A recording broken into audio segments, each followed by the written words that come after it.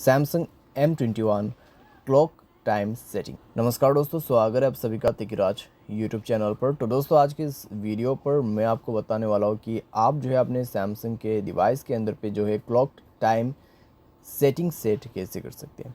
ठीक है, अगर दोस्तों आपके जो डिवाइस है उसमें टाइम अच्छी तरीके से सेट नहीं है, आपके टाइम जो है यहाँ पर ठीक नहीं है, ठीक है, तो आपको कैसे सेट करना होगा, कैसे आपको सेटिंग यहाँ पे करना है, जानने को मिल जाएगा इस वीडियो के अंदर पे। तो वीडियो को अंत तक जरूर से देख लेना। वीडियो शुरू करने से पहले अगर आपने चैनल को सब्सक्राइब नहीं किया है तो सब्सक्राइब करके बेल आइकन को क्लिक करें, और अगर आप ऑनलाइन पैसा कमाना चाहते हैं तो वीडियो डिस्क्रिप्शन पर लिंक मिल जाएगा।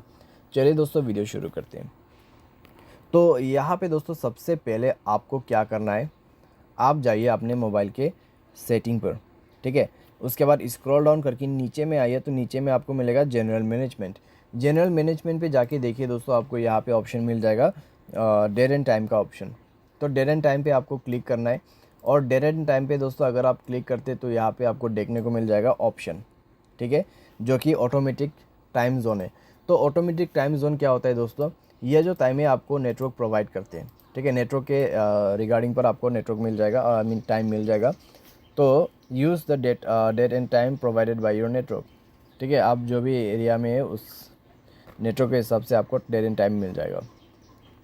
तो यहाँ पे दोस्तों अगर आपको मैन्युअली सेट करना है तो उसके लिए दोस्तों आपको वो जो बटन है बंद करना होगा। उसके बाद सेट डेट में जाइए, और यहाँ पर आप डेट सेट कर सकते हैं। सेट टाइम पे जाइए और यहाँ पे आप टाइम सेट कर सकते हैं, आवर, मिनट, और उसके बाद AM या फिर PM। उसके बाद दोस्तों अगर आप नीचे में देखें तो हमें नीचे में मिल जाएगा 24 आवर फॉर्मेट। ठीक है, तो अगर आप कंफर्टेबल है 24 आवर फॉर्मेट के साथ तो आप उसको भी यूज़ कर सकते हैं।